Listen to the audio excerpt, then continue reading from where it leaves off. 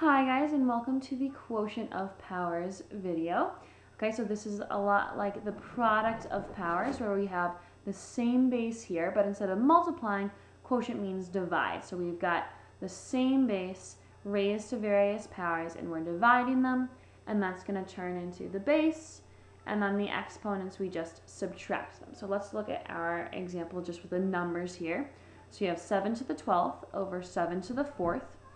So this is just going to turn into our base, which is 7, raised to the 12 minus 4, okay?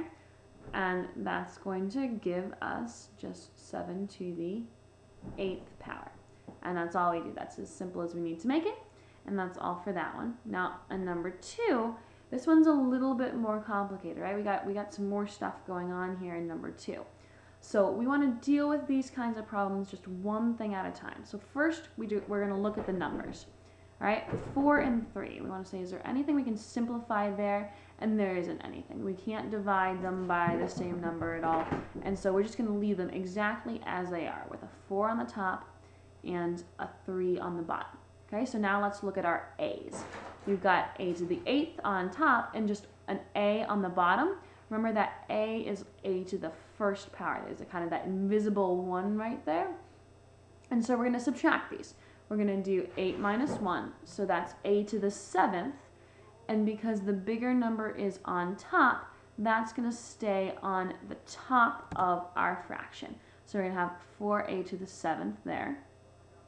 Okay, and now that a disappears off the bottom, okay? It's just like how here we don't have anything on the bottom anymore. We just have that 7 to the 8th.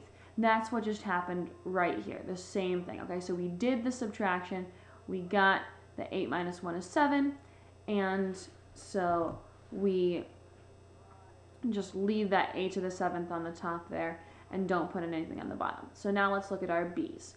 We've got b to the 5th on top and b to the 9th on bottom. Same thing, we're going to subtract these. 9 minus 5 is 4.